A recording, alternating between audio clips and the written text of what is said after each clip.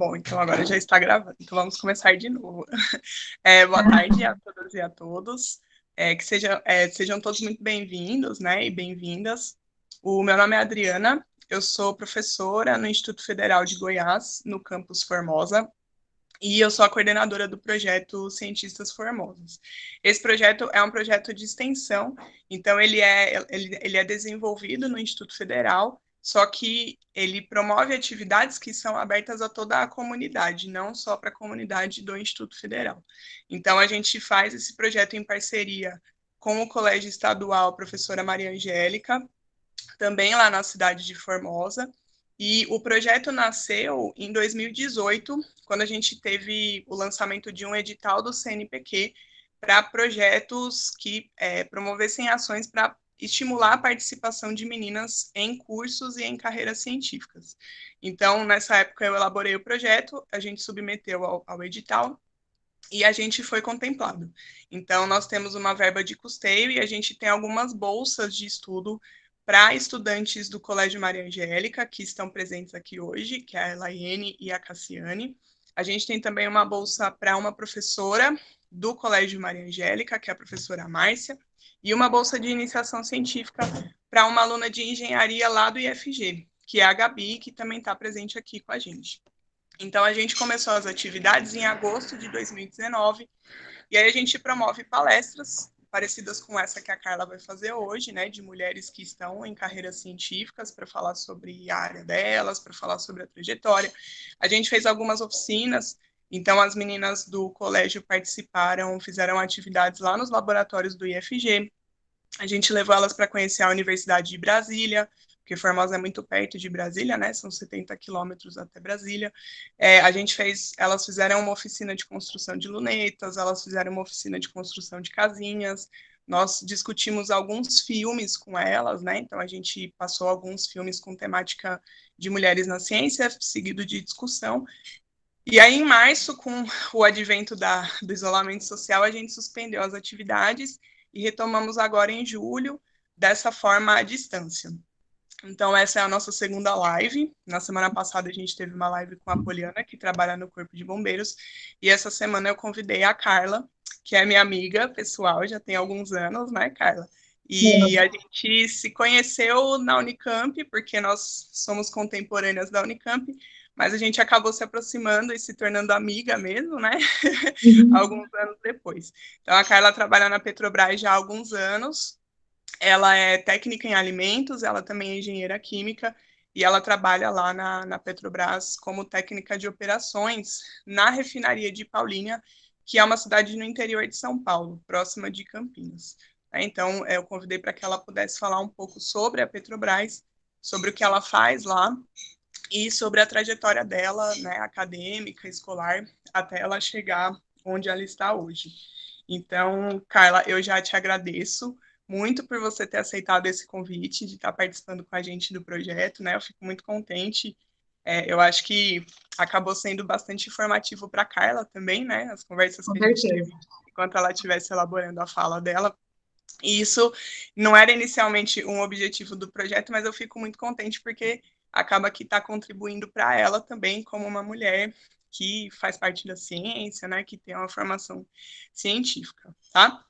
Antes da gente começar, antes de eu passar para a Carla poder fazer a fala dela, eu vou pedir para vocês todos desligarem o microfone e a câmera, porque tanto eu quanto ela, a gente está em casa, né? Então, só para não sobrecarregar as conexões, então todo mundo fechar o microfone e a câmera. A gente organizou para a Carla fazer a fala dela e em determinados momentos ela vai abrir um espaço para perguntas. Então vocês podem tanto colocar as perguntas ou os comentários no chat, ou quando ela sinalizar, aí a gente abre os microfones e aí a gente pode conversar com ela para poder trocar as ideias junto com ela, tá?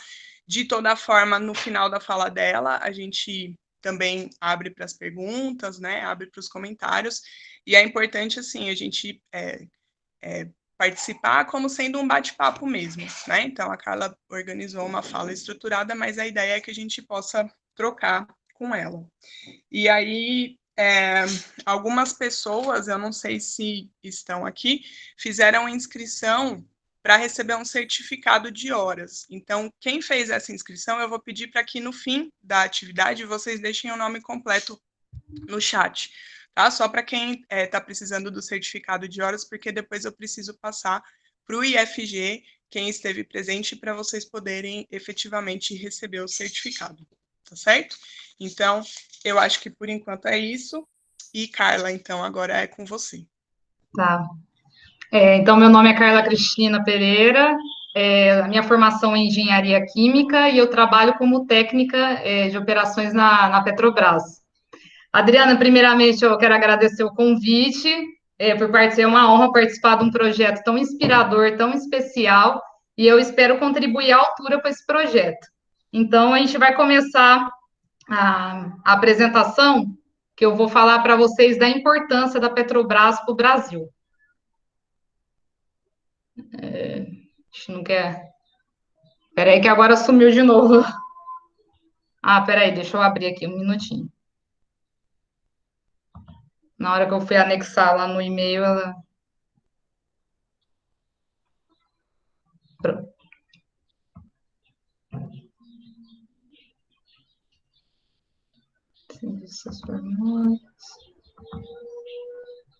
Então, tá aqui. Então, boa tarde a todas, boa tarde a todos. Vamos falar, então, sobre a importância da Petrobras para o Brasil.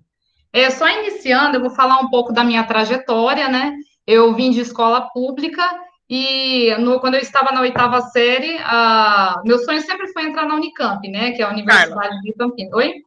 não está aparecendo a apresentação, tá Não? aparecendo, não, está aparecendo a pasta. Não está aparecendo o PowerPoint. Vou fechar a pasta, vamos ver se vai de novo. Indo.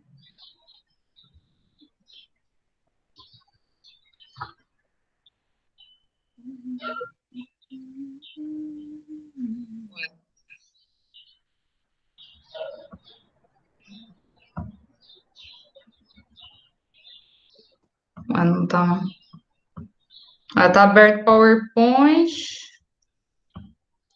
Aí você tem que selecionar a janela do PowerPoint para ele projetar. Não, então, mas ele não está aparecendo na. Vou cancelar, peraí, cancelei. Quer que eu projeto? Eu posso Peraí, projetar. eu vou cancelar aqui para ele ver se abre a. Ele não está me dando mais a opção. Então pode projetar. Deixa eu ver. Tela inteira? Vamos ver, então. Tarará. Então, a tela inteira. Vou abrir aqui. Tá projetando agora? Ainda não. Não? Nossa, foi em tela inteira. Apareceu a pasta, eu cliquei na apresentação, mas não foi. Eu estou baixando a apresentação aqui, se você quiser ir falando. A hora que ela baixar toda aqui, aí eu projeto.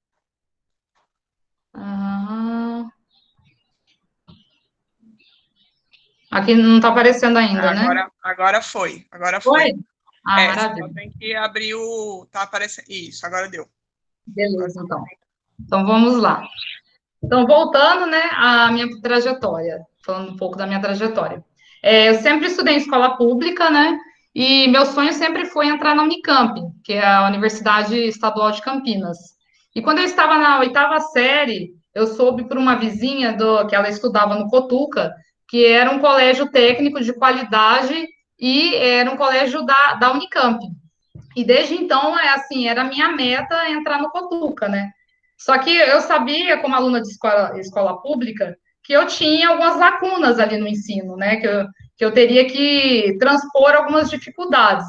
E uma das formas que eu vi na época de conseguir entrar no Cotuca, né, foi estudar em casa para tentar uma bolsa em cursinho pré-vestibulinho. O pré-vestibulinho, ele né, a prova para você ingressar no colégio técnico. E aí eu consegui uma bolsa de 50% na época, num cursinho muito bom aqui de Campinas, né? Estudando bastante, né? Me esforçando bastante, aí deu certo de eu conseguir uma vaga no Cotuca. E eu estudei nesse prédio bonito, é um prédio tombado, de 1918, era de um político de Campinas, Bento Quirino, que ele queria, o desejo dele é que, né, no testamento ele fosse construído aí um colégio técnico, né? E uma coisa interessante, que pesquisando, essa apresentação ela foi muito rica para mim também, que eu descobri coisas que, né, nem fazia ideia. Uma coisa interessante é que hoje o Cotuca faz parte de um programa, é um programa de ação afirmativa e inclusão social. Através desse programa no processo seletivo, no ano de 2019, 66% dos ingressantes vieram de escola pública. E é muito importante esses projetos afirmativos, né, esses projetos de inclusão social, porque a educação é o caminho é o melhor caminho para você diminuir as desigualdades sociais, né? E na minha época, quando eu prestei, não tinha esse tipo de proposta. Então, eu acabei tendo que buscar outros meios. Mas isso é a título de informação só. Carla, Eu fiz. Oi? de novo, é porque teve alguém que entrou com a minha apresentação e aí a sua apresentação tá pequena. Ah, é? Ué. Tenta só sair dela e voltar de novo. Porque eu Tá. não sei se tá todo mundo vendo. Para mim tá aparecendo só você. Não tá, a Ixi, apresentação tá aparecendo pequena. deixa eu ver. Oi, Adriana, para mim tá grande. Eu acho Ah, que é tá. mais configuração de cada um colocar o layout e fixar na apresentação dela. Bom, pode É ser. uma das formas. Então, vou retornar.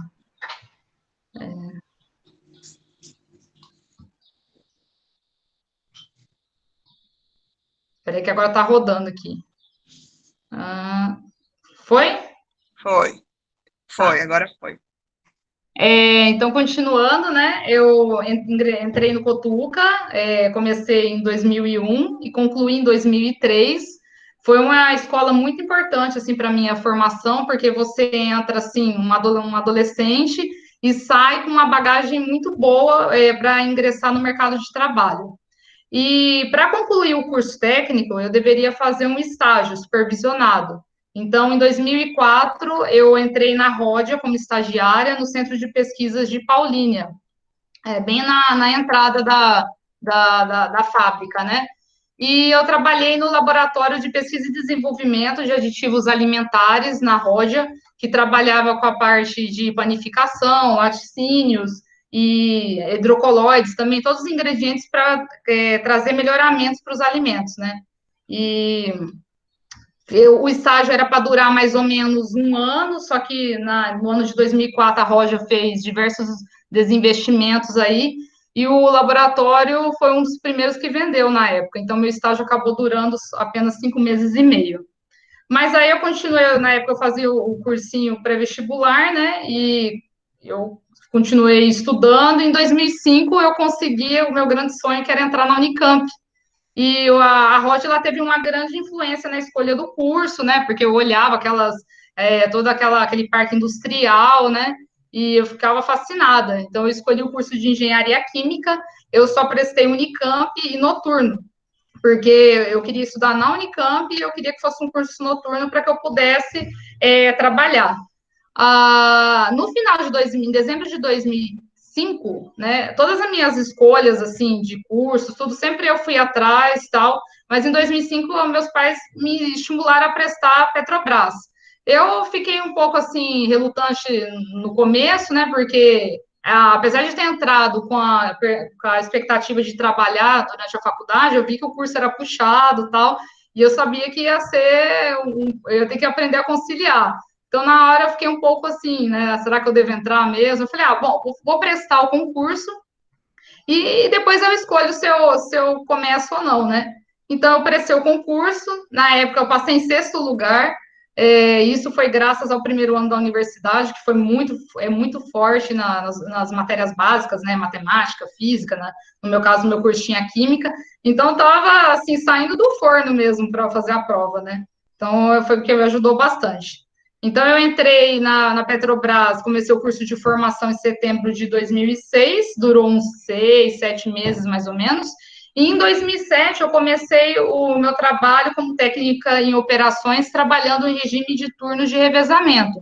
Então, como é que funciona? A gente tem uma escala fixa, que você tem 3 horários, né? A gente trabalha turno de 8 horas, então tem o trabalho de dia, o trabalho que você entra às 15h30 e vai até a meia-noite, e o trabalho da madrugada. Então, você tem uma escala misturando esses horários, né, junto com folgas e tal, mas e você repete essa sequência da escala, né? Então, por exemplo, é uma coisa bem organizada, que se eu olhasse, assim, uma perspectiva dali 2 anos, a 15 de agosto de 2023, eu saberia se eu estou trabalhando, se eu estou de folga, né? Então, era assim a nosso turno de revezamento. Atualmente, nós estamos trabalhando em turno de 12 horas, por conta da pandemia da Covid-19, né? Como uma forma, assim, de trabalhar mais horas no dia para poder ter mais dias de folga em casa e se expor menos. Então, aqui eu no laboratório da Roja, e aqui em 2011 foi a foto de formatura minha na Unicamp, essa é a minha turma, né? Dizem que os meus últimos melhores amigos que nós fazemos são na faculdade, e eu posso realmente dizer que isso é verdade, que eu tenho grandes amigos até hoje dessa época. Agora, entrando um pouco no histórico, né, de criação da Petrobras, o Brasil ele não tinha uma política relacionada ao petróleo, a gente dependia muito do mercado internacional, aí foi tendo muitos debates a respeito, até que decidiram criar uma empresa que explorasse o petróleo no Brasil. E então, em 1953, o então presidente Getúlio Vargas, ele assina uma lei, sanciona uma lei, né, de criação da Petrobras. Só que, na época, houve um embate muito grande, essa polarização ela não é de agora, né? Na época já existia um embate no Congresso entre, eles se chamavam de forma pejorativa uns aos outros, né? Os ultranacionalistas e os entreguistas. Porque ia ser criada a Petrobras, mas eles precisavam decidir de que forma seria. Seria 100% estatal? Teria participação do capital privado? Então, os ultranacionalistas, eles defendiam que o petróleo é nosso, né? Tinha o slogan da época, que é uma riqueza nacional, tinha que ser explorada pelos brasileiros, ao passo que os entreguistas, eles defendiam a entrada do capital privado, né, como forma de trazer tecnologia, principalmente capital estrangeiro, né, para trazer tecnologia para o país, falavam que iria avançar mais rápido. Enfim, depois de muito embate, a Câmara dos Deputados votou a favor de ser 100% estatal. Quando foi o projeto de lei para o Senado, eles tiraram isso do texto, queriam a participação privada, mas quando o projeto voltou, retornou novamente para a Câmara, deu aquela briga toda, mas no fim a Petrobras surgiu como um monopólio estatal.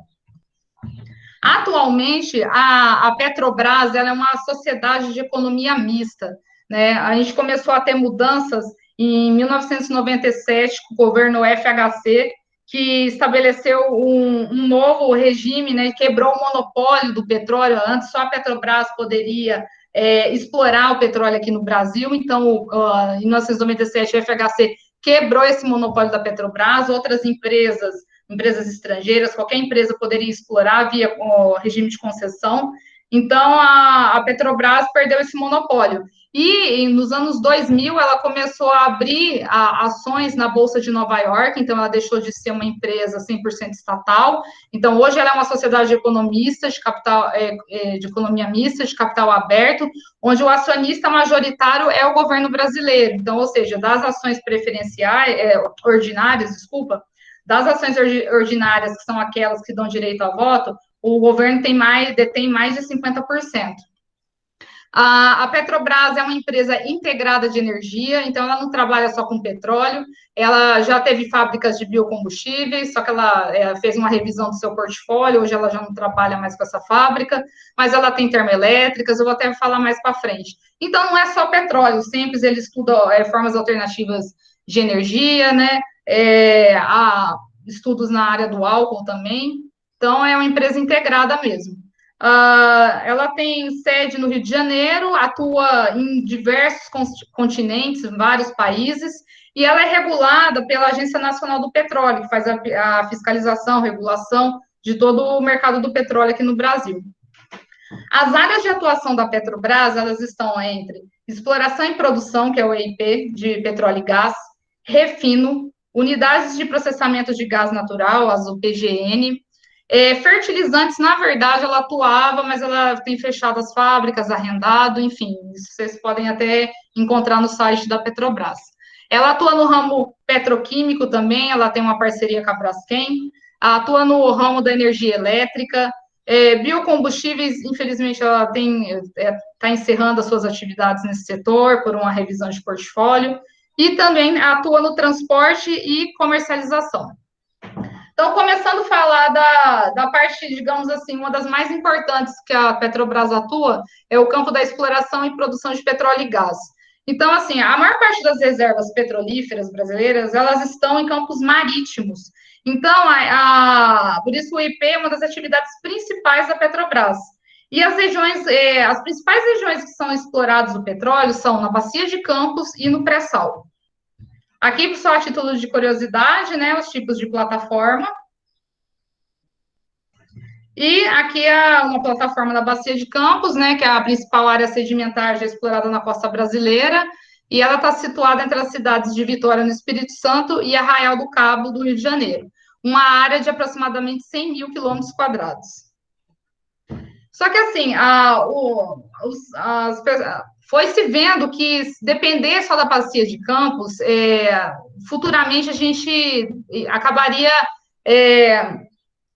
Nossa, desculpa, deu um nervoso agora. Foi se percebendo com o aumento da demanda do petróleo que a Bacia de Campos futuramente ela não ia ser suficiente para atender a essa demanda. Então, foram feitos vários estudos a partir dos anos 2000, principalmente com parceria do SEMP, com a ajuda do SEMPES, que tem um corpo técnico excepcional. Então, eles começaram a pesquisar cada vez uma exploração em águas ultraprofundas, a fim de buscar novas reservas petrolíferas para atender essa demanda crescente no país. Então, com a ajuda do SEMPES, de todo o corpo técnico da Petrobras, que é um corpo técnico de excelência, foi descoberto em 2006 o pré-sal, que foi uma das principais descobertas da década, que colocou o Brasil num ponto estratégico na área da exploração do petróleo, tornando o Brasil autossuficiente. O início da exploração foi em 2008, e só para explicar mais ou menos, o pré-sal é uma reserva de óleo leve, de excelente qualidade, altíssimo valor comercial, e ela fica localizada abaixo de uma espessa camada de sal, uma camada de mais ou menos 2.000 metros de sal, que funciona como impermeabilizante, segurando todo esse petróleo abaixo aí da camada. A área de exploração do pré-sal é de baixo risco geológico, então, assim, se você furou lá para explorar, certamente você vai encontrar petróleo. Então, e você tem um alto investimento inicial, mas o retorno é certo. Deixa eu só tirar um negócio da tela aqui. Pronto. As características aí do pré-sal o pré-sal ele fica numa distância de 300 quilômetros da costa, entre os estados do Espírito Santo e Santa Catarina. Tem uma extensão por toda a costa do litoral brasileiro de 800 quilômetros, e a profundidade ele está em mais ou menos 7.000 metros. Ele é responsável por metade da produção do petróleo e 1/3 do gás natural do Brasil. Então, imagina se a gente dependesse só das reservas da Bacia de Campos. A gente não ia conseguir atender a demanda nacional e também a demanda mundial, porque nós exportamos petróleo e derivados. Então, hoje, o pré-sal é responsável por metade dessa produção. Para vocês terem uma ideia, né, o custo inicial é muito alto, mas com o tempo, devido à alta produtividade do pré-sal, o custo médio de extração ele acaba se tornando muito baixo. Então, o lifting cost, como é chamado, custo médio de extração de petróleo e gás, hoje ele chegou ao patamar de $5 o barril de óleo equivalente. Óleo equivalente é o quê? Mistura de óleo e gás, né? Isso é uma fonte que eu vi no site da Exame de novembro de 2019. Para vocês terem uma ideia, por via de comparação aí, o custo onshore, que seria em terra, né, na Bahia, de um poço, é de mais de $18 o barril. E para vocês terem uma comparação ainda maior, Comparando com o custo de extração no Oriente Médio, que é, digamos, o supra-sumo ali, onde é muito fácil, furou, já jorra petróleo, lá o custo é de 3,20 o barril. Quer dizer, apesar da gente ter que gastar com tecnologia para poder explorar em águas ultra profundas, você tem que ter um material, antigamente não tinha um material adequado, você tinha que ter um material que suportasse baixas temperaturas, alta pressão, todo esse gasto ainda assim compensa devido à alta produtividade que tornou o preço de extração no poço do pré-sal quase próximo ao custo de extração do Oriente Médio. Então, só para vocês terem uma ideia mais ou menos de como foi a formação do pré-sal e da importância dele para o país e como foi feita toda a pesquisa, principalmente com a participação do CENPES, eu vou pedir para a Adriana passar 2 vídeos. O primeiro é do Átila Yamarino, que é um cientista brasileiro, ficou muito conhecido por fazer aquela projeção de 1 milhão de mortos caso acometidos pela Covid-19, né? Caso não tivesse feito nenhum tipo de quarentena. É claro que a gente não atingiu esse nível, espero que nem atinjamos, né? Porque houve mal feita, mas houve uma quarentena. Mas, enfim, o canal dele é muito interessante, ele é muito didático para explicar diversos temas. Então, por isso que eu escolhi o vídeo dele. Então, Adriana, por favor, você pode passar o vídeo 1 daquele minuto que a gente combinou e o vídeo 2, ele inteiro. Vou ter que parar, né, aqui. Peraí.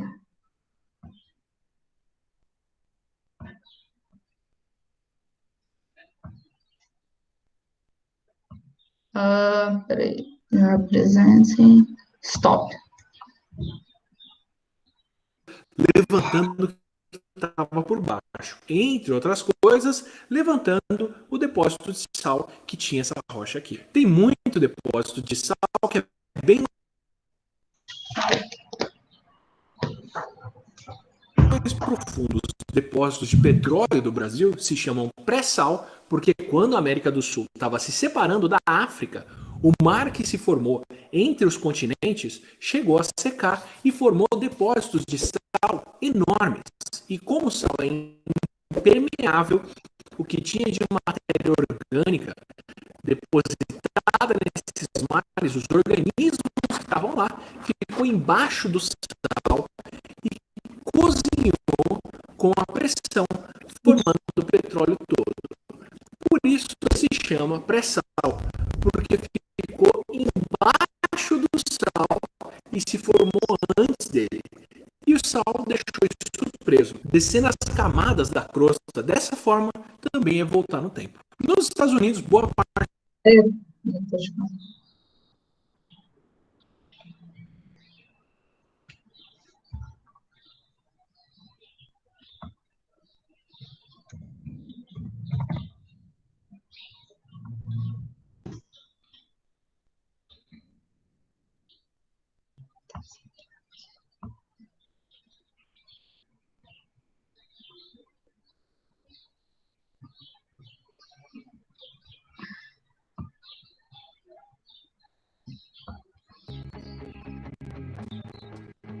Nossa excelência em produção de petróleo e gás em águas profundas. Rodrigo, tá travando.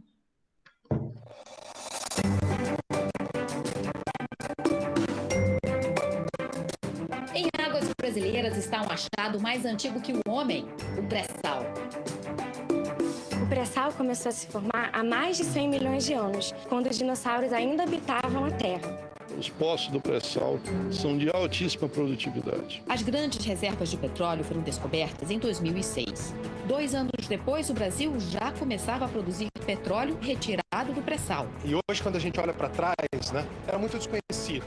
Já são 10 anos vencendo desafios. E para isso, as equipes contam com tecnologia especialmente desenvolvida para o pré-sal. Muitas soluções saíram do Centro de Pesquisa da Petrobras, o CENPES, no Rio de Janeiro. Aqui, pesquisadores inventaram técnicas que não existiam no mercado.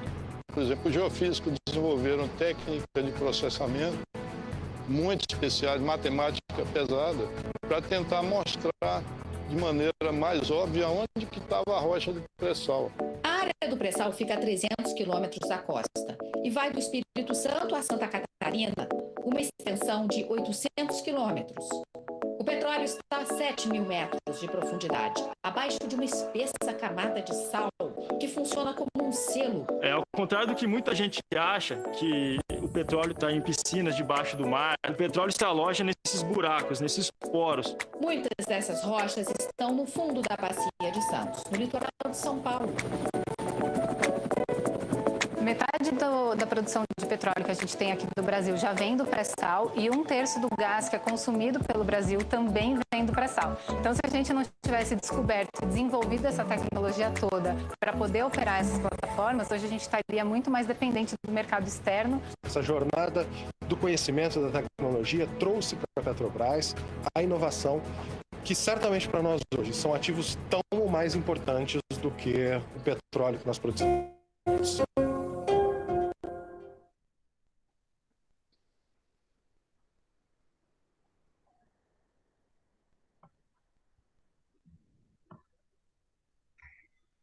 Agora abriu aqui. Beleza.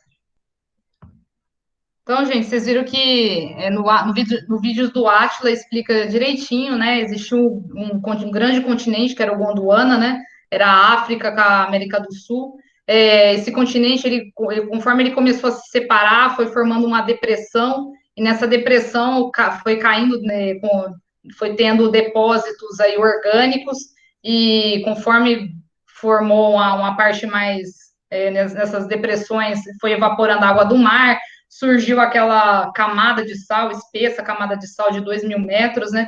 E conforme foi cada vez mais separando, foi coberto de água do mar. Então, hoje a gente tem o pré-sal aí a 7.000 metros, e para você explorar esse petróleo aí contido no pré-sal, precisa de alta tecnologia, porque a broca ela tem que aguentar suportar altas pressões, baixíssimas temperaturas. Era uma tecnologia que não existia na época. Então, o Brasil ele é pioneiro nisso, tanto que o CENPES ganhou aí diversos prêmios aí na área de pesquisa, e graças a todas essas pesquisas é que hoje a gente explora aí o pré-sal. Agora, falando do refino, quando eu comecei a preparar essa apresentação, a primeira frase que veio à minha mente foi que o refino ele é a arte de transformar o petróleo nos produtos que a gente usa no dia a dia. Então, o sistema Petrobras, ele possui diversas refinarias distribuídas por todo o território nacional. O parque de refino, ele produz diversos produtos, diesel, gasolina, asfalto, propeno, querosene de aviação, uma infinidade, que hoje a gente usa para diversas coisas na nossa vida, né? E, resumindo, de uma forma bem resumida mesmo, o processo do refino, ele é dividido em 3 partes, que seria a destilação, a conversão e o tratamento. Deixa eu só tirar separar um negócio, tô tampando aqui a letra. Beleza. Então, começando pela destilação, né, nós recebemos o petróleo. Para vocês terem ideia da dimensão do volume de produto que chega, ele chega via oleodutos. Se a gente pegar uma caixa d'água de mais ou menos 1 metro cúbico, a gente encheria mais ou menos umas 50 caixas d'água por minuto, para vocês terem uma ideia de como a vazão é grande, né, de petróleo. Então, a gente recebe esse petróleo, aí entra o meu setor, que é da transferência e estocagem, a gente recebe em tanques gigantescos aí, prepara o petróleo para mandar para as unidades de destilação. São 2 lá na refinaria de Paulínia. Então, passa o processo de destilação, você vai fazer basicamente uma separação física de acordo com o ponto de ebulição. Então, você vai aquecer esse petróleo, o produto mais leve, ele vai para o topo da torre, o mais pesado fica no fundo, então você tem separações ao longo da torre, e no interior da torre você tem diversos pratos que eles vão facilitando essa separação e também fazendo esse produto que sobe na forma gasosa se liquefazer, né? E aí você obtém o produto líquido saindo em diversas correntes. Saindo do primeiro processo, você vai com uma torre de vácuo, que ela tem um diâmetro maior e facilita ainda mais a separação de produtos leves, porque os produtos leves, eles têm um maior valor comercial. Esse fundo da torre, ele tem um valor comercial mais baixo, então a gente manda para as unidades de conversão. Então, você tem o cracamento catalítico, né, que vai quebrar as moléculas formando mais nafta, GLP, que é o gás de efeito de petróleo. você manda para o coqueamento retardado, que vai conseguir obter mais diesel, algumas naftas também. Então, esses processos de conversão, eles vão pegar o produto de menor valor comercial, vai ter uma mudança, uma reação química e quebrar as moléculas para trazer produtos de maior valor comercial. Então, o último processo é o processo de tratamento, porque a gente vai ter diversas correntes de produtos que elas estão com muito enxofre. E se você usar um diesel diretamente assim no carro, uma gasolina no carro dessa forma, você tem uma poluição do ar muito grande, o que favorece a chuva ácida, porque o enxofre que vai sair na emissão da queima do combustível, ele vai reagir com o vapor d'água, formar ácido sulfúrico e você vai ter a chuva ácida. Então, a Petrobras ela tem a preocupação aí de passar por tratamentos para a remoção desse enxofre através das unidades de hidrotratamento. E aí adequa o produto ao padrão internacional de exportação e também ao padrão de venda aqui no Brasil.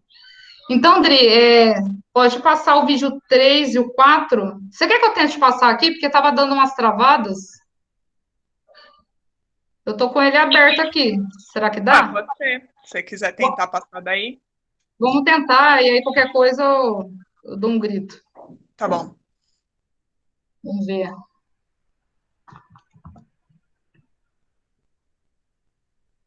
Dá para ver a tela? Não, tá aparecendo a sua apresentação ainda. Tá, então deixa eu voltar. E aí você tem que selecionar a aba do navegador da internet, né? Então eu vou parar a apresentação e vou compartilhar a tela. Isso.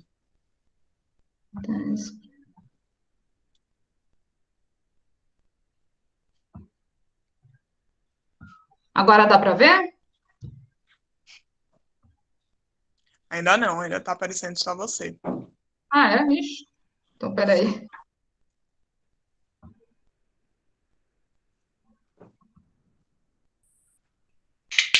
E agora? Agora sim, agora sim. Ah, que bom, vamos ver se vai dar certo.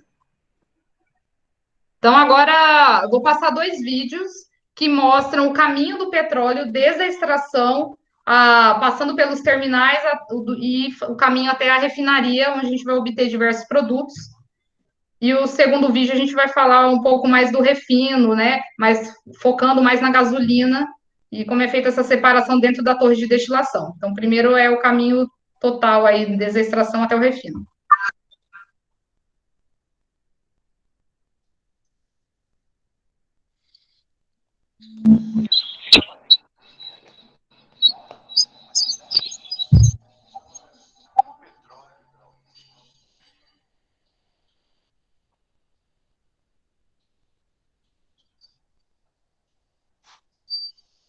Carla.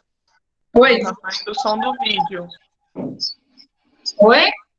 Não está saindo o som do vídeo. Sério? Ixi. Quer tentar então passar você? Porque... Pode ser. Tá, é o vídeo 3.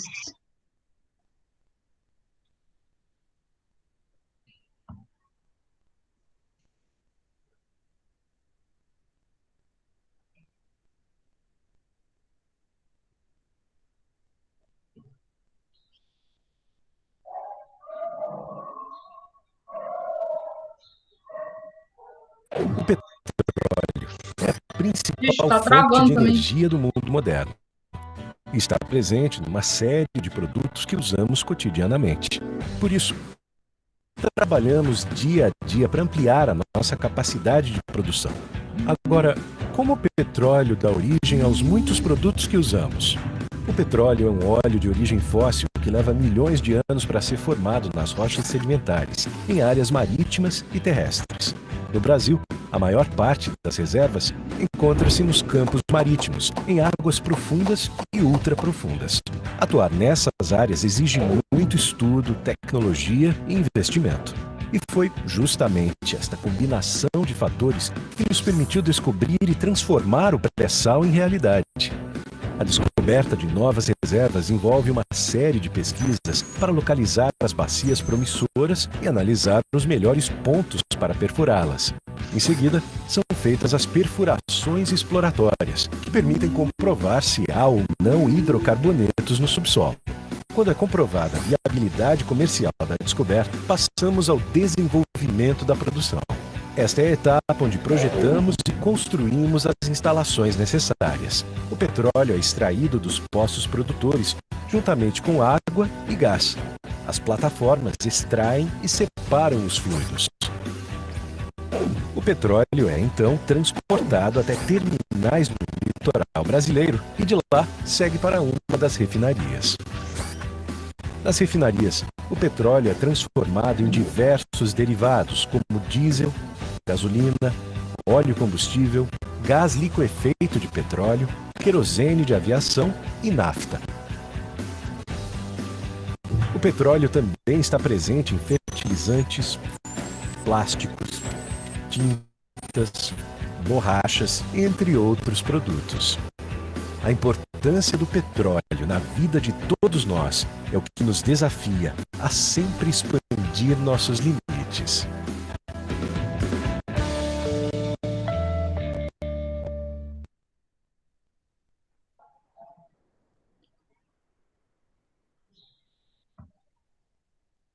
Ah, consegui. Deixa eu ver aqui. Pode passar o outro já, Carla? Pode.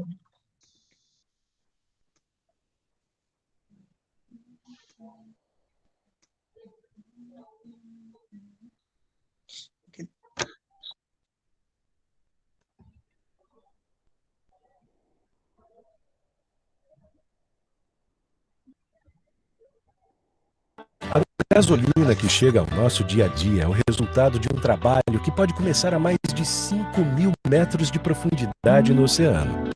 Você já imaginou o quão longa é a jornada desse importante combustível?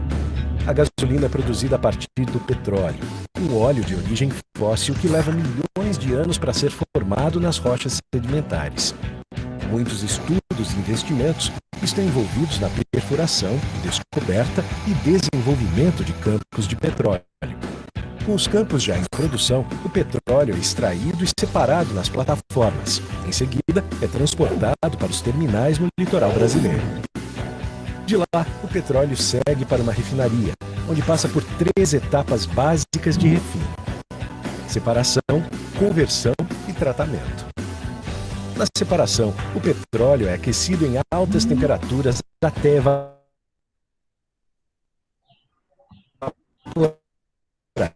diferentes níveis dentro da torre de destilação. Em cada nível, há um recipiente que coleta um determinado subproduto do petróleo, sendo um deles a gasolina. As partes mais pesadas do petróleo seguem para a conversão, quando são convertidas em moléculas menores e dão origem a subprodutos, incluindo a gasolina. Isso aumenta o aproveitamento Rodrigo. do petróleo. Rodrigo, se quiser parar o vídeo, pode deixar. Entre as ações realizadas. Rodrigo. Eu vou. Você quer que eu tente começar? Eu pausei ele aqui, Carla. Pode deixar. Ele mostrou mais ou menos o desenho de como que é o processo de separação dentro da torre, que era o que eu queria mostrar, né? Porque às vezes explicando não fica tão fácil de entender. Então, entra o produto embaixo, vocês viram que tem diversos pratos dentro da torre de destilação, e isso é o que facilita o processo de separação. Mas tá travando muito. Vamos passar para frente, que ele já mostrou mais ou menos. Não, aqui não vai. Então, eu vou voltar na apresentação.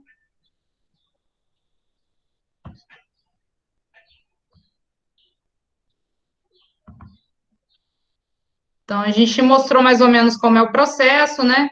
Então, você tem a exploração no EIP, né, a plataforma, o pessoal faz a exploração ali do petróleo, eles mandam esse produto via o petroleiro, né, o navio petroleiro, ele transporta esse petróleo até os terminais, mais para frente eu vou falar dos terminais.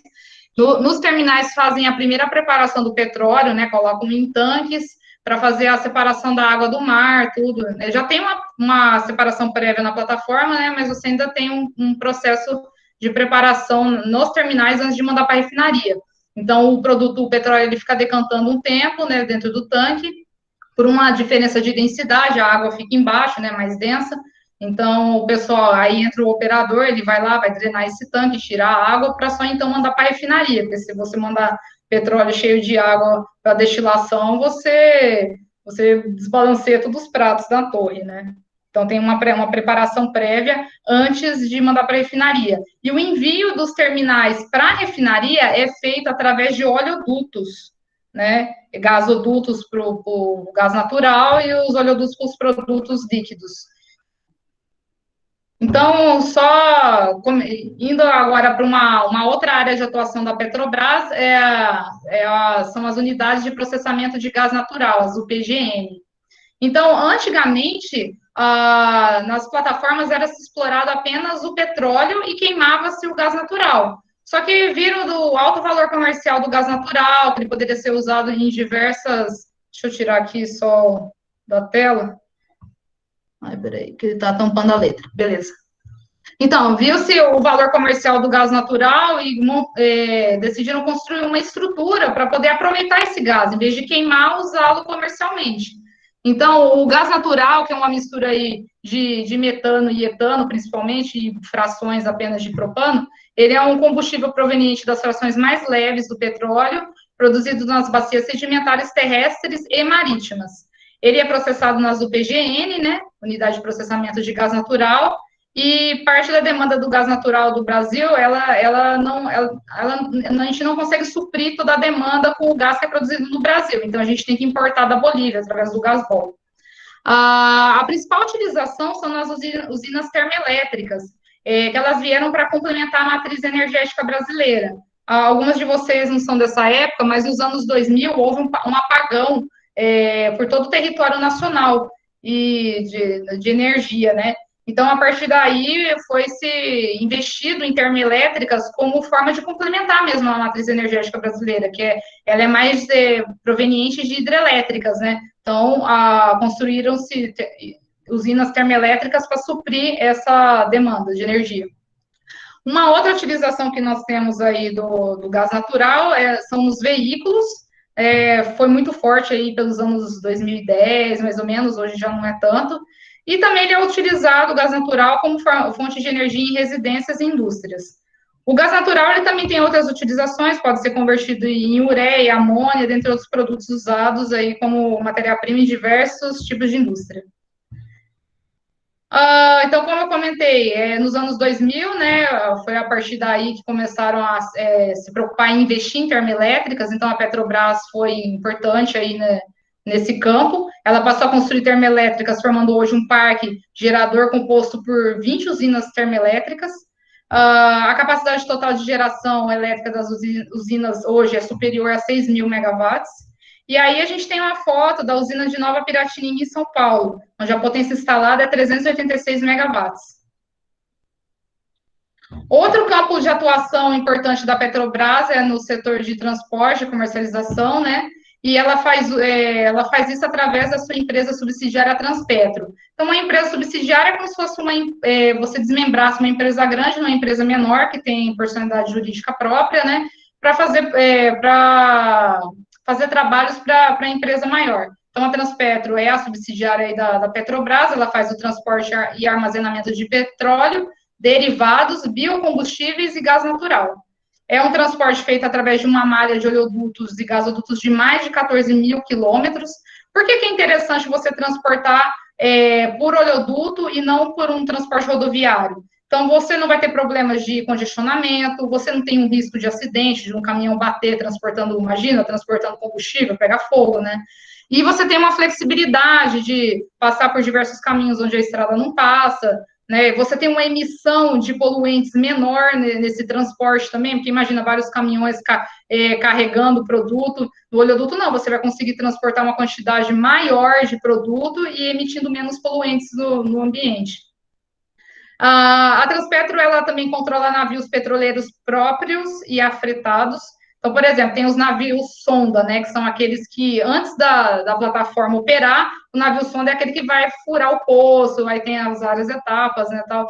Então, muitas vezes, a Petrobras, a Transpetro, ela aluga, né, afreta o navio em vez de usar o navio próprio, dependendo da demanda de trabalho, né. A Transpetro, ela também controla terminais terrestres e aquaviários, e eu vou mostrar aqui uns exemplos. A gente tem aí o terminal aquaviário de Vitória, no Espírito Santo, ele é operado pelas subsidiárias Transpetro e Petrobras Distribuidora, recebe os derivados de petróleo por navio petroleiro e abastece as empresas distribuidoras, opera também com óleo combustível pelas indústrias locais e abastece navios com diesel marinho.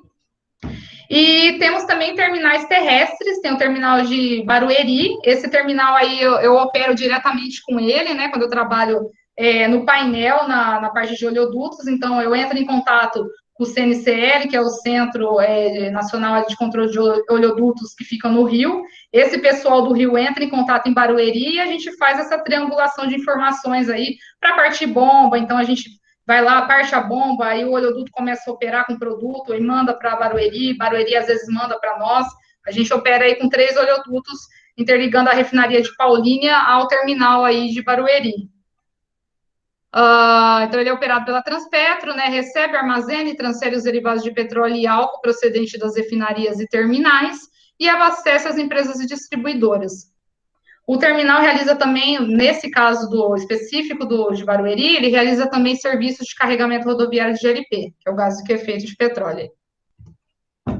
Falando agora dos navios petroleiros, eu vou mostrar algumas fotos, essas no arquivo pessoal, um pier do terminal de São Sebastião, fica no litoral norte aí de São Paulo. Então, tem algumas fotos, aqui é o pier, e lá ao fundo são 2 navios, esses 2 aqui, ó. Então, essas fotos são de uma visita que nós, da refinaria, fizemos ao terminal de São Sebastião. Aqui sou eu, essas fotos são de 2011, bem antigas aí. Então, navio, você vê como ele é parrudo, ó, tem toda uma estrutura para segurar o navio. Você, digamos, entre aspas, né, estacionar um navio desse, você precisa de um prático de navio muito bem treinado, né, porque o navio não é simplesmente frear, ele vai conforme a corrente, tem toda uma minúcia aí para, digamos, entre aspas, estacionar o navio. Tá aqui toda a estrutura, né, 2 navios lado a lado e a estrutura aí no meio do pier. Aqui o navio, ele tem até um heliponto. Dentro de um navio petroleiro, a gente tem aí a casa de máquinas. Ao fundo, nós vemos algumas bombas aí, bem potentes. Aqui é o centro de controle do navio. E no interior dele, o painel. O painel deve ter até mudado, já faz tanto tempo. E agora eu vou falar de uma outra unidade muito importante aí para a Petrobras. Ela é responsável por todas as pesquisas aí, teve um papel muito importante aí na descoberta do pré-sal. É um centro que já recebeu diversos prêmios aí internacionais no setor do petróleo. Então, é o Centro de Pesquisa da Petrobras aí, com sede no Rio de Janeiro. Então, é o Centro de Pesquisa e Desenvolvimento Leopoldo Américo Migues de Mello. Criado na década de 60, é o maior centro de pesquisa da América Latina e está entre os maiores do mundo na pesquisa aplicada à indústria de energia. Atua com pesquisa e desenvolvimento nos segmentos de exploração e produção, o abastecimento, que é do qual eu faço parte, o gás, energia e biocombustíveis. Tem um papel crucial no desenvolvimento de tecnologias para exploração em águas ultraprofundas. Então, como eu falei, ele teve um papel importantíssimo na descoberta do pré-sal. E também faz pesquisas no ramo dos biocombustíveis, com energias renováveis.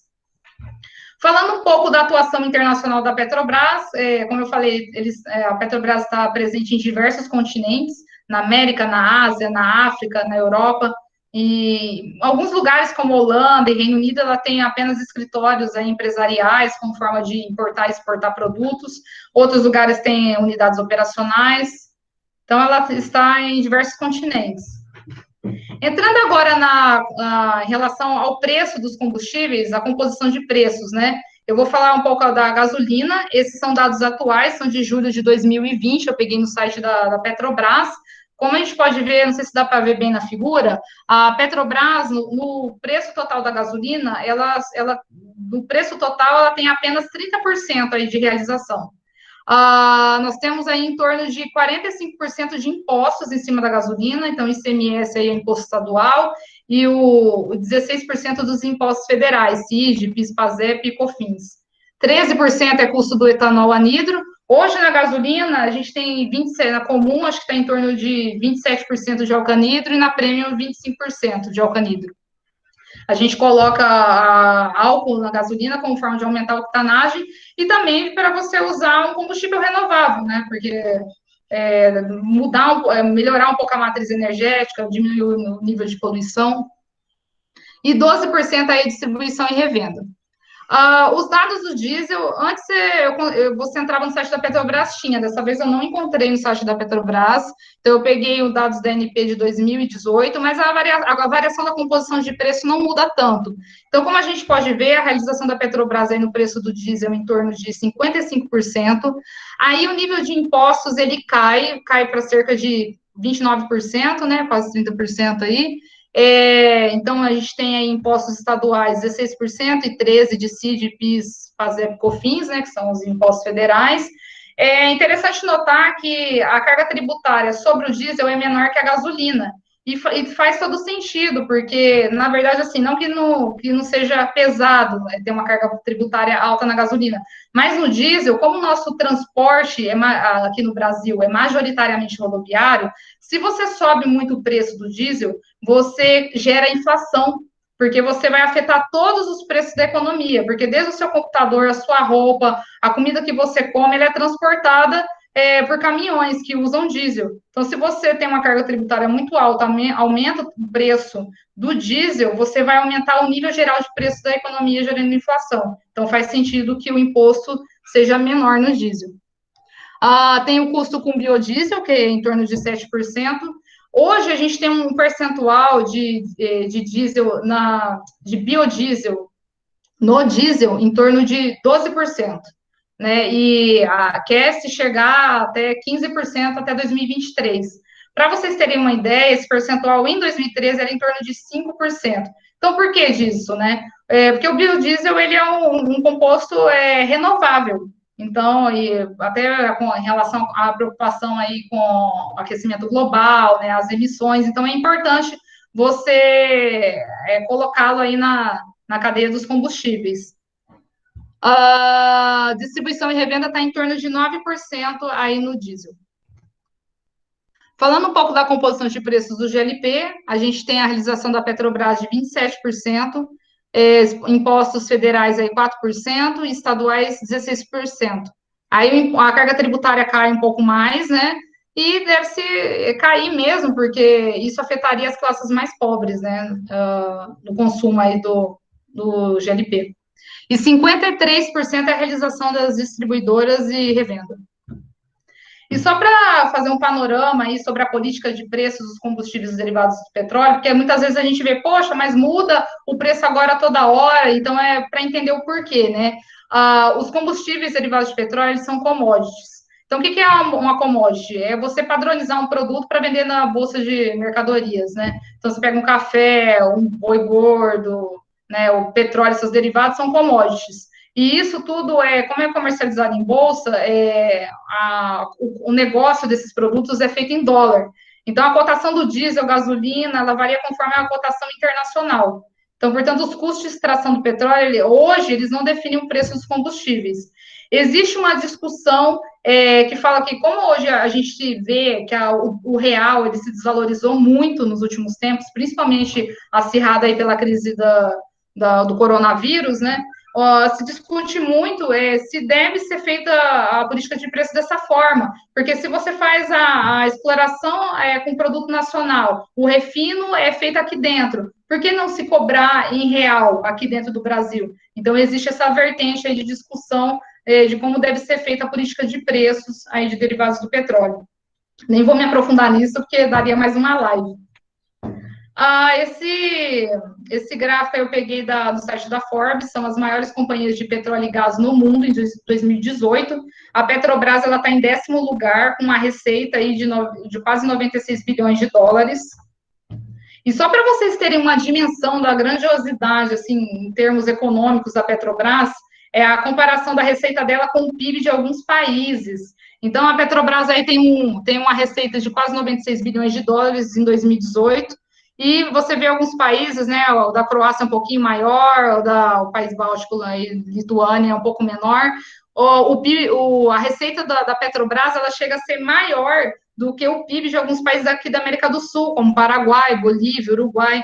Então, a gente vê como a Petrobras é importante economicamente para o Brasil, que ela gera muita riqueza e gera empregos. Então, para a gente ter uma dimensão, a receita dela é maior que o PIB de alguns países.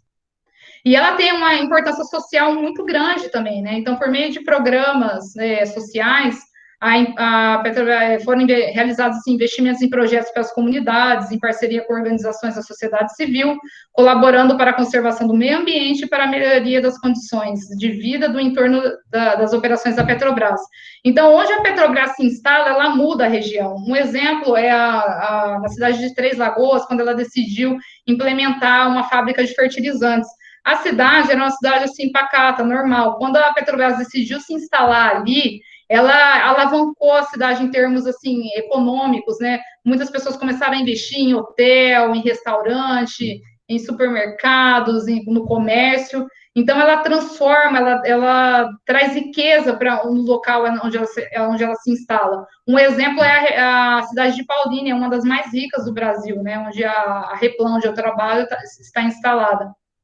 Então ela tem um impacto social e econômico muito grande para o país.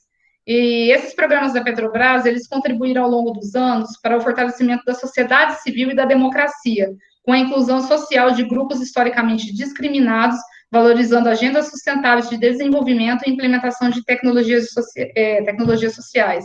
Então, eu vou dar exemplos concretos aí dos projetos sociais que a Petrobras já fez.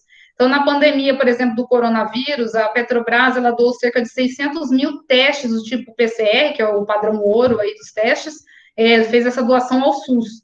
Ela criou um grupo multidisciplinar também, com a parceria com empresas, com universidades, propondo soluções ao combate à Covid-19. Inclusive, ela disponibilizou supercomputadores para rodar dados, tudo envolvendo a pesquisa aí contra a pandemia. A Petrobras, ela também foi patrocinadora oficial dos Jogos Paralímpicos do Rio 2016, e também ela já foi patrocinadora nos Jogos Olímpicos também de diversos atletas. Mais ou menos 2013, 2014, a Petrobras fomentou diversas bolsas no Ciências Sem Fronteiras, que era um programa que financiava bolsas de estudo, né? Então, a Petrobras financiou mais de 5 mil bolsas com intercâmbio de alunos de graduação e doutorado em temas relacionados à indústria do petróleo, gás, energia e biocombustíveis.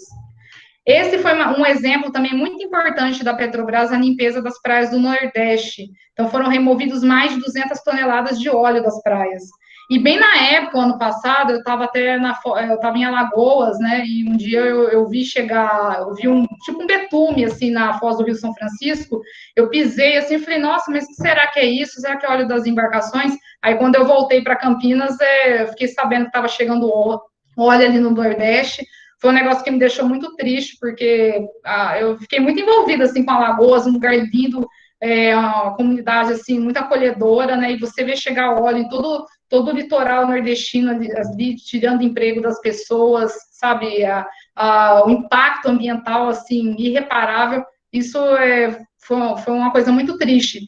E isso é importante até para a gente pensar no papel da Petrobras como uma empresa nacional, né, porque ela fez todo esse papel de limpeza do óleo, que foi muito importante para a limpeza das praias.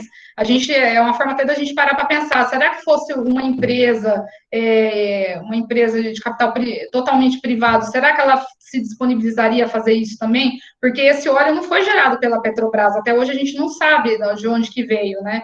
E ainda assim ela teve um papel fundamental aí na limpeza das praias. A Petrobras, ela patrocina diversos projetos aí, de apoio de apoio à vida marinha, como o Projeto Tamar. E essa é uma foto, para mim, muito especial. Existe a Orquestra Sinfônica da Petrobras, mas esse, na verdade, foi um evento que a Petrobras patrocinou em 2012, com a Orquestra Sinfônica de Heliópolis, e teve a regência do grande maestro brasileiro, Isaac Karavichevsky. E ele, no meio do concerto, ele chamou se alguém gostaria de subir ao palco, né, para aprender como é ser um maestro na prática. Eu, como sou dessa, já me ofereci para subir ao palco aí, que eu fiquei tão encantada assim, com a orquestra. Fazia um tempo que eu não tinha contato com a música clássica, e para mim foi muito emocionante assim, ter contato tão próximo de um grande ícone que é o Isaac. E só para resumir, os principais resultados dos programas sociais da Petrobras de 2014 até 2020. Então, a Petrobras, ela atuou com projetos sociais em todos os estados do país, teve um alcance na população brasileira, em cerca de 21% da população brasileira. Foi gasto mais de R$1 bilhão de reais investidos em projetos socioambientais, mais de 2 milhões de hectares de recuperação de áreas degradadas, geração de mais de 20 mil postos de trabalho com projetos sociais, foram protegidas mais de 422 nascentes, várias espécies de flora e fauna também, inclusive tiveram 4 espécies que saíram do status de ameaça, a alfabetização de jovens e adultos brasileiros. Então, a gente vê, e fora a produção acadêmica aí, né, artigos, livros. Então, a Petrobras, ela é muito importante na questão social, na questão econômica, onde ela se instala, ela gera riqueza, os aspectos, o impacto social, ela muda a vida das pessoas. É uma empresa muito importante para o Brasil, como eu mostrei, o PIB dela é maior, a receita dela é maior que a receita dela é maior que o PIB de muitos países. Então, é uma empresa muito importante. E agora falando um pouco da refinaria de Paulínia, que é onde eu trabalho, ela foi inaugurada em 1972, ela é a maior refinaria em capacidade de processamento do sistema Petrobras, então ela processa cerca de 69 mil metros cúbicos dia de petróleo, que dá aproximadamente mais de 400 mil barris por dia. Ela responde por cerca de 20% de todo o petróleo refinado no Brasil, e atende ao mercado de 21% do mercado nacional de gasolina e 25% no mercado de diesel. O carro-chefe da refinaria aí é o diesel. Atende a 36% do mercado brasileiro, que, como vocês podem ver no mapa, é aquela região verdinha. O petróleo processado, ele é nacional, sendo a maior parte do pré-sal da Bacia de Santos, é processado na refinaria de Paulínia. E os produtos são diversos, são bem parecidos com aqueles que eu falei no começo. Gasolina, diesel, asfalto, propeno e por aí vai. Aqui está uma foto antiga da refinaria e uma foto aérea atual. Então, você vê toda a tancagem, a gente tem mais de 70, 100, em torno de 100 tanques aí de produtos. Então, ó, essa aqui é a tubovia central nossa, é um emaranhado aí de tubulações, e o operador, ele precisa conhecer as interligações. Então, você vê esse monte de tubulações, tem diversas interligações feitas por válvulas, e o operador ele tem que conhecer o que interliga com o que, chegar nos locais ali para fazer, a gente chama de manobras, né? Então, é bem complexo. E é um trabalho de bastante responsabilidade, né? Porque você pode contaminar, imagina você contaminar um tanque inteiro de gasolina, ou tirar de especificação um tanque de diesel, são milhões de dólares envolvidos, né? E você pode ter esse prejuízo numa simples válvula aberta errada. Então, o tamanho mostra bastante a nossa responsabilidade aí como técnico de operações. Então, mais fotos aí da refinaria de Paulínia. E aqui, como é ser técnica de operações na Petrobras, né? Então, esses são alguns dos EPIs que eu utilizo, é o sapato de bico de aço ali, tem as luvas de vaqueta, de cano longo, né, que é para proteger de queimadura e tudo mais, e até facilita para abrir válvula, né? E a grande aliada aí do nosso trabalho é a chave de válvula, né? Quando tem aquelas válvulas mais pesadas, né? Então, você acopla esse gancho aí da chave de válvula no volante da válvula e usa a regra da mão direita, né? Para abrir e o contrário para fechar. Então, facilita bem aí o trabalho. E essa roupa do lado aí à direita é a roupa de combate a incêndio. Na verdade, é utilizado pelos brigadistas, né? Então, eu sou brigadista hoje na Replan, e quando a gente faz os treinamentos assim, de combate a incêndio, a gente utiliza essa roupa que é resistente ao fogo, tem esse sapato aí que é super pesado também, uma forma de proteção, e a balaclava que a gente usa na cabeça, né? E tem mais um capacete que não está na foto aí, a gente usa um capacete também de proteção com viseira. Sou eu aí no turno de dia, que inclusive é a foto do encarte aí da nossa palestra, e eu no turno da noite. Esse é o parque de esferas, né? São armazenados GLP, e do outro lado dessa foto aí tem o propeno, né? E por que a esfera é redonda? A esfera é redonda. Por que são armazenados em algo redondo, né? Porque como você armazena gás ali dentro, se você colocar num tanque, você tem cantos no tanque. Então, você vai ter diferenças de pressão, acaba corroendo mais num lugar que em outro, e aí você pode acabar tendo algum tipo de corrosão e furo em tanque na hora do com armazenamento de gás. Então, tem que ser num lugar esférico para você distribuir a pressão ao longo do tanque de armazenamento. Eu estou no alto aí do tanque CC, deve ter uns 16 metros, mais ou menos. Aqui eu estou em cima de uma tocha, ao lado direito, essa aqui a gente vê a tocha junto com o parque de esferas, né? Ela é um sistema de segurança, quando alguma unidade tem alguma corrente que sai fora de especificação, ou alguma coisa de emergência, a gente chama de despressurizar, né? Eles jogam isso para o tubulão da tocha e queima diretamente, então ela tem que ficar acesa 24 horas por dia. Nós temos 3 tochas dessa na refinaria, e nesse dia aí da foto, uma delas estava em manutenção, ela tem cerca de 100 metros aí, mais ou menos, umas um pouco menos, outras um pouco mais, e eu estava no alto. Tem colegas aí que trabalham comigo que sobem no braço até o alto aí da tocha, eu subi de elevador. Esses aí são nossos parceiros que aparecem de vez em quando ali no trabalho, a Siriema, e teve um turno da noite aí que eu vi um lobinho, uma raposinha, dando ar da graça. E são os IPs aí que a gente, contrastando com tanto ferro, com tanto material, tubulação, tal, a gente também tem um pouco de natureza. Esse IP rosa aí, infelizmente, já caíram todas as flores, é muito bonito. E, na verdade, eu queria deixar uma mensagem para a vida mesmo, para as meninas que estão nesse projeto, né? O que eu gostaria de dizer para vocês, que veio uma reflexão fazendo essa apresentação, é o seguinte: gente, nunca deixem de fazer nada por medo de crítica das pessoas. Se vocês têm um sonho, vão em frente. Por mais que ele pareça muito distante, subindo de degrau em degrau que uma hora vocês conseguem tudo aquilo que vocês desejam.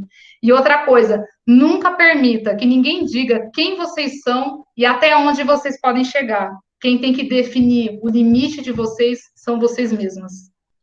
Então, é o fim da nossa jornada aí sobre a Petrobras. Eu agradeço e está aí meu contato de Instagram. Se alguém quiser ver, eu gosto muito de postar fotos de viagens.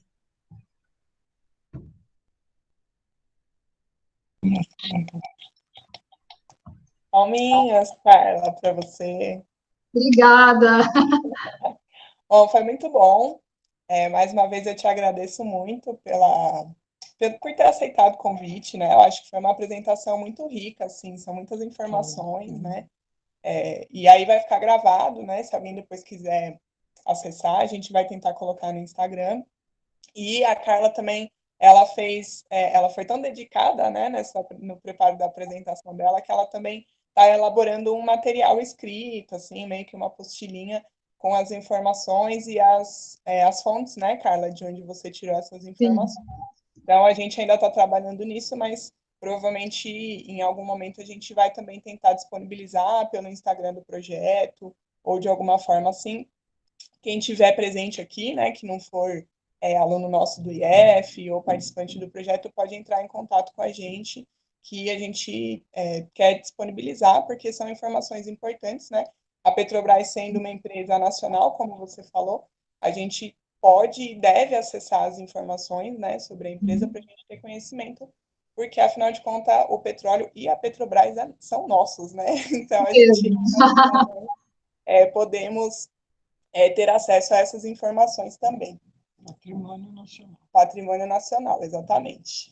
Você vê que o impacto dela é econômico e social, né? Exatamente, exatamente. É igual você falou, né? O fato dela ser uma empresa estatal, mesmo que não seja 100% estatal, ela tem contribuições em outras áreas também, né?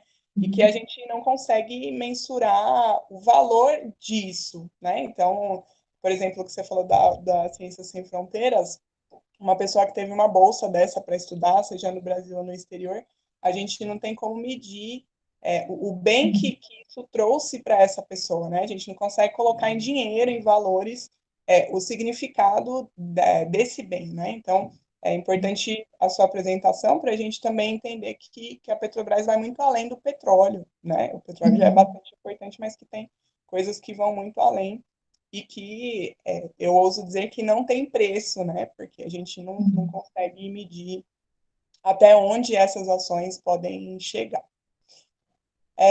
No chat, eu disponibilizei os links dos vídeos, pessoal, no chat, tá? Porque como eles travaram bastante, eles são todos no YouTube, são todos de acesso livre, então quem tiver interesse, quiser ver com mais calma, eu até vou usar 2 dos seus vídeos nas minhas aulas, Carla, que eu falo legal. Petróleo e tudo mais. Eu achei bastante didático, então vocês fiquem à vontade também para copiar o link e acessar os vídeos com mais calma, né? Poder ver sem eles travarem. A Letícia Barel, salve a chave de válvula, né, Carlinha? Salve a chave de válvula. Ela também foi do IQ, eu lembro dela também lá na Unicamp. Olha, parceira, entrou com... A Marina também te parabenizando, dizendo excelente. O Lucas Gomes também, muito completa a apresentação. Um beijo para a Argentina. A Letícia também dizendo que é grata por ter sido sua companheira de Petrobras. Nossa, eu sou grata. Também te elogiando, dizendo que foi ótima a apresentação, que foi excelente. Obrigada. Então, eu acho que agora, se alguém quiser perguntar alguma coisa para a Carla, se alguém quiser fazer algum comentário, né, pode ficar à vontade para abrir o microfone, para abrir a câmera, para poder trocar um pouco com a Carla, né? Quem quiser falar alguma coisa, esse momento é para a gente poder falar com ela pessoalmente, né? Fazer a pergunta que tiver interessante. Olá, pessoal, aqui é a Marina. Eu tinha conversado com vocês no comecinho, já cumprimentado vocês duas, né, Adriana e Carla. Eu queria conversar um pouquinho com vocês, mas é só a título de curiosidade, que eu queria saber um pouco com relação tanto à área de química quanto à área de trabalho dentro da Petrobras mesmo. Eu sou bióloga, estou trabalhando agora como professora no IFG, e uma coisa que eu observo, já que o grupo, o projeto de pesquisa está muito relacionado com essas questões de gênero, eu percebo que, pelo menos na biologia, a gente tem uma quantidade muito grande de mulheres estudando a área, a gente tem muitas alunas na graduação em biologia, a gente tem muitas alunas de pós-graduação, mas quando a gente vai falar do campo profissional, essa lógica se inverte, a gente tem muito mais professores e profissionais biólogos, homens, fazendo pesquisa científica, em comparação com as mulheres. E eu queria saber como que é na área de química e como que é na Petrobras. Eu já tenho uma ideia, mas eu queria que você comentasse um pouquinho, por favor, Carla. Obrigada. Sim, claro. Na operação, um ambiente majoritariamente masculino. Para vocês terem uma ideia, no meu setor, que é cerca de 70 pessoas, tem apenas 2, né? 2 mulheres. E na operação, assim, eu chutaria um percentual de 5 a 10% são mulheres apenas. Nós vemos mais mulheres nos setores administrativos, mas ainda assim, até nos cargos também de gestão, a gente vê na parte, pelo menos na refinaria, do que eu vejo, é muito mais homem, ocupado por homens. E até eu vejo a grandeza desse projeto aí da DRI, que é como se fosse uma incubadora para mudar isso no futuro, né? Nós termos mais mulheres em espaços que a gente não vê tanto hoje. Obrigada. Carla, Letícia, posso me intrometer? Ai, que saudade, Lê! Sobre esse assunto. Ele trabalhou comigo, um excelente profissional e super amiga aí nas horas de turno, nas madrugadas também, né, Lea? Abrindo válvula. Preciso dizer que a Carla não contou todas as aventuras dela na operação, todos os perrengues que ela passa no dia a dia envolvendo lagartixas. Mas o que eu queria falar sobre essa questão de gênero é que realmente tem essa diferença de proporção entre homem e mulher. E uma coisa que eu senti enquanto eu trabalhava lá, talvez a Carla tenha sentido ou não, que aos poucos eu percebi uma receptividade dos homens, né? Eu acho que eles se habituaram com a nossa presença ali, e talvez a gente tenha quebrado alguns paradigmas quanto à competência das mulheres para fazer trabalhos que eram tidos como masculinos ou que exigem capacidades físicas. E uma das coisas que eu percebi que houve essa diferença, não sei se a Carla já parou para pensar nisso, que quando a gente entrou lá para trabalhar, cada mulher ia para um grupo de turno diferente, porque não podia ter mais de uma mulher no mesmo ambiente de trabalho, porque, de certa forma, seria uma fragilidade. E quando eu estava até nos últimos anos de refinaria, eu e a Carla fomos trabalhar no mesmo grupo. Ou seja, tinha uma equipe de 10, 11 pessoas e 2 eram mulheres. Então, eu acho que isso mostra na prática que a gente conseguiu romper algumas barreiras. Não, com certeza. Desculpa. Não, com certeza. A Letícia também, realmente a gente rompeu muitas barreiras, assim, quando a gente foi treinada, né? Lembro que a Letícia até comentava que ela estava com um operador, que é uma ótima pessoa, só que eu acho que ele talvez não achasse que a gente fosse dar conta. E a Letícia, guerreira mesmo, ia lá, corria, não, ia na frente dele para ela abrir a válvula, sabe? Então, a gente, assim, às vezes até deixava de pedir ajuda para mostrar que a gente era capaz.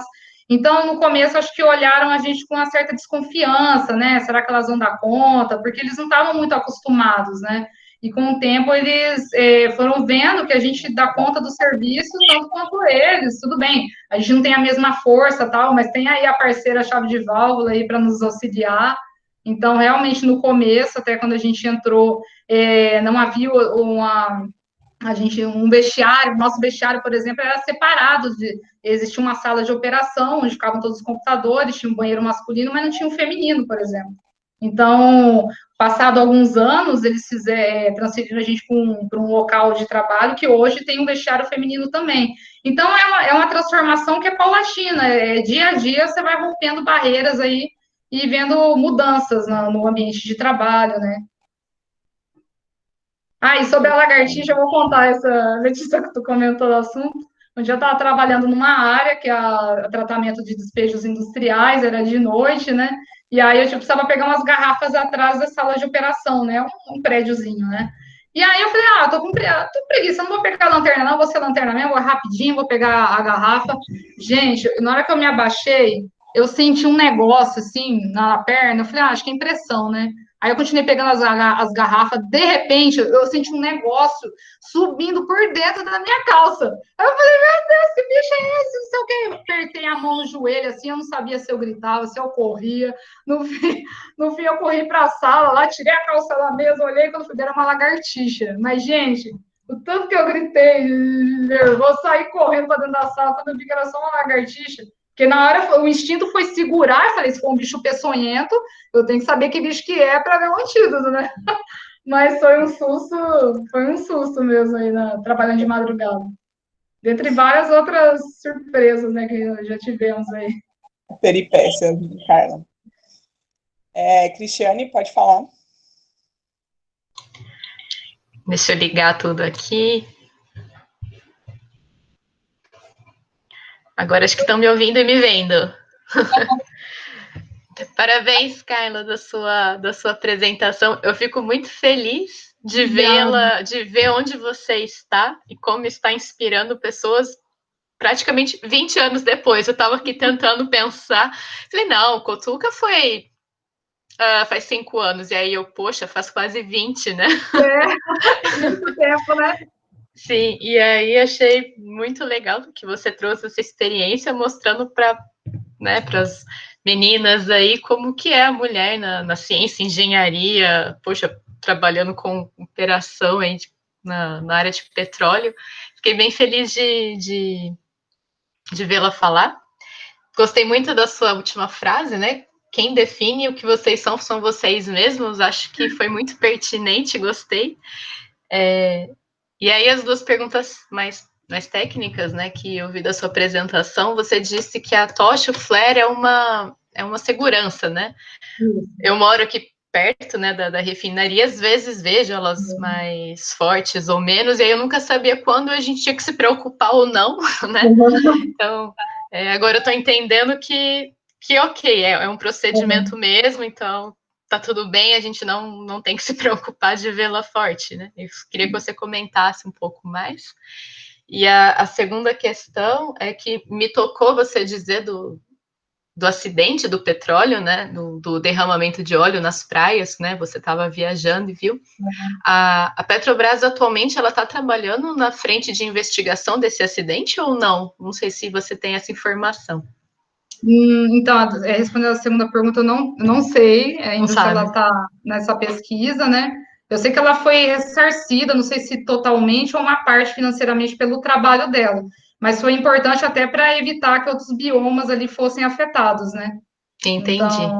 Então, quando eu estava viajando, eu conheci um centro de cuidado com peixe-boi, né? E depois que eu cheguei em Campinas, eu até ligava para saber, tá tudo bem, não chegou, olha aí, sabe? Eu fiquei muito tocada, assim, com esse acidente, né? E é importante porque tem que ser tudo muito rápido.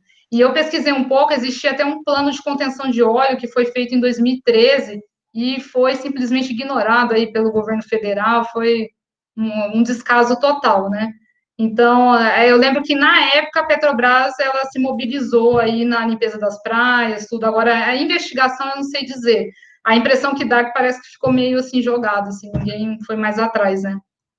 E a primeira pergunta da tocha, né? Sim. Então, a tocha você tem que se preocupar quando ela não estiver acesa. Ela às vezes fica um pouco mais alta, principalmente quando tem alguma liberação de unidade, né? Porque aí você precisa jogar algumas correntes. Então, assim, a menos que ela esteja em manutenção, aí tudo bem, mas é importante, assim, que a gente deixa pelo menos 2 acesas. Tá certo, então, obrigada. Eu que agradeço, viu, queridos? Saudades, muitos anos, né, sem a gente se encontrar. Sim. Mais alguém quer falar alguma coisa com a Carla? Fazer alguma pergunta? Algum elogio? Alguma crítica? Críticas construtivas, por favor. Tá, que a gente aceita, né? Não, as outras são boas também. Ai, que saudade! Olá, boa tarde. Boa tarde, meu querido. Pena que eu sou o único homem aqui, mas eu vou me arriscar. Então, eu queria saber como é que é no seu setor onde você trabalha a toma de decisões. Você tem a oportunidade de dar a sua opinião, de tomar decisões em conjunto? Como é que é? Então, hoje muitas das decisões têm sido um pouco centralizadas, assim, pela programação de produção, né? Então, hoje a gente não tem.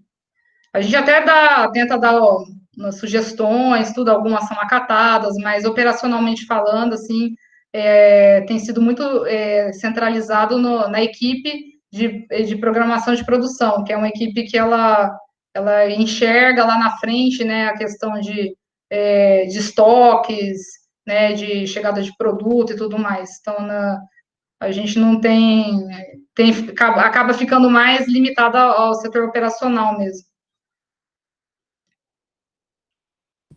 Obrigado.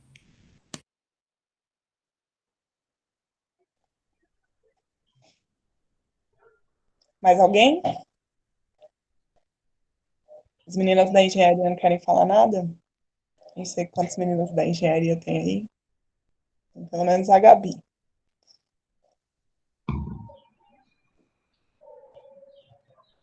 Bom, vou só fazer um comentário, então, Carla, que eu achei interessante. Se alguém quiser falar, pode se manifestar, tá? Que naqueles vídeos que você passou, acho que principalmente o do pré-sal, as pessoas que falaram, né, são pessoas que trabalham são formadas em várias áreas, né, de conhecimento. Então, tinha gente da geografia, tinha gente de várias áreas diferentes que às vezes a gente não não imagina, né, que esse tipo de formação científica, essa formação acadêmica pode acabar indo trabalhar, por exemplo, com petróleo, né, ou na Petrobras, num centro grande de pesquisa. Esse centro da Petrobras, ele é bastante importante. Então, assim, é como uma forma também da gente ver que vários profissionais, né, de várias áreas diferentes podem atuar dentro da Petrobras, não só na pesquisa, mas também numa refinaria, né, na parte técnica, na parte de operação.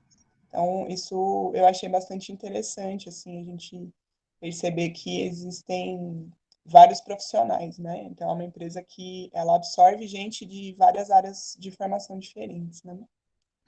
Na operação mesmo, ó, você tem de tudo lá, você tem psicólogo, você tem engenheiro de tudo quanto é tipo, né? Você tem advogado, então tem várias formações ali dentro da Petrobras, dentro da operação mesmo, é muito rico, assim, de formações, de formação das pessoas. Pois é, então dá para trabalhar na Petrobras vários cursos, né? A gente consegue. Várias vertentes. Alguns são mais específicos, né? Que nem o meu técnico é técnica industrial. Hoje, que faz tempo que não tem concurso para operador, mas hoje eu já não entraria. Que o meu técnico é alimentos, mas não tem nada a ver com nutrição. É um técnico industrial, área de alimentos, tudo. E aí, no último concurso, eles restringiram um pouco, porque eles especificavam, assim, os cursos, né? Então, o meu já não constava mais. Mas, basicamente, para o operador tem que ter o curso técnico e ser um técnico industrial. Ah, sim. Até agora eu lembrei também de você comentar como de que forma a gente entra para trabalhar na Petrobras. Agora, então, via concurso, né? Agora com a pandemia, principalmente, já não estava tendo tantos concursos. Desde 2012, na verdade, com a Graça Fossi, ela estava tentando dar uma enxugada nos gastos, né, da empresa, então já vinha, quando tinha concurso, bem antigamente, no concurso que eu prestei, normalmente eles chamavam, assim, no nível nacional, né, engenheiro, 200 vagas, tal, e aí, com o tempo, foi diminuindo cada vez mais o número de vagas, e até que agora praticamente não tem mais concurso. Agora, com a pandemia, na verdade, em todas até não só na economia mista, né, mas esferas do governo aí, vai ser um pouco difícil aí a questão de concursos, né? Uhum. É uma pena, né? Pelo menos por enquanto, tá meio limitado. Mais alguém quer falar alguma coisa? Não? Bom, então, dando os recados finais, mais uma vez eu agradeço, Carla, muito pela sua presença, pela sua fala, foi muito rica, gostei bastante. Agradecer a presença de todo mundo aqui, hoje tem bastante gente que eu não conheço, então a Carla falou que tem algumas pessoas que são da Petro, né, então agradecer também a presença de vocês, o interesse de vocês, né, de participar, e se vocês gostaram, na semana que vem a gente vai fazer uma outra live, só que vai ser mais voltada para o pessoal de ensino médio, que vai ter uma professora do Instituto Federal do Tocantins, e aí ela vai falar sobre escolha profissional. Então, provavelmente não, a gente vai fazer essa live via Instagram, então ela vai ser um formato também diferente dessa, e aí a gente coloca mais informações lá na página do projeto, tá? Quem estiver aqui que solicitou a certificação de horas, eu vou pedir para vocês colocarem o nome completo no chat, para eu poder passar para o IFG, e o IF emite o certificado de vocês, tá? E eu vou pedir agora que todo mundo abra as câmeras para a gente poder tirar uma foto, né? A gente registrar, estar presente aqui e depois poder divulgar na página do Instagram também. Adri, posso pedir uma fala? Pode o quê? De uma fala? Não entendi o que você falou. De uma fala. Pode, lógico, é você que fala aqui hoje. Gente, eu quero agradecer mesmo de coração a todas as pessoas que participaram dessa live. Eu fico muito feliz assim, de ver amigos também, amigos de longa data, a Cris, a Letícia, a Lucas, de uma presença internacional, né, diretamente da Argentina, e a todas as pessoas que estão envolvidas também nesse projeto. Eu desejo sucesso a todas as meninas aí. E fico muito feliz mesmo com a presença de todos. Eu espero que eu tenha contribuído um pouco aí para a formação de vocês. Contribuir à altura desse projeto aí que é tão inspirador. Com certeza, contribuiu sim, Carla. Carla, eu vou só pedir para você desligar a sua apresentação, porque lá no computador, que é onde eu vou tirar um print da página, aí tá aparecendo o slide ainda. Stop screen share. Isso. Ok. Isso eu vou aparecer. Mas esse ângulo tá bom ali. Então, sorriam.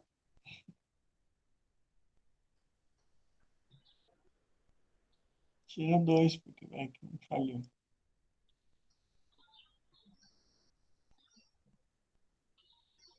Pronto. Acho que deu certo. Então é isso, minha gente. Mais uma vez, obrigada a presença de todo mundo. Carla, muito obrigada. E quem estiver interessado pode seguir a gente lá no Instagram, @cientistasformosas. A gente vai tentar colocar a apresentação da Carla lá e a gente sempre faz as divulgações das ações por lá também, certo? Muito obrigada, bom fim de semana a todos. Fiquem bem e fiquem em casa se vocês puderem também. Obrigada. Tchau, Carla. Tchau, queridos. Tchau a todos, boa tarde, bom fim de semana.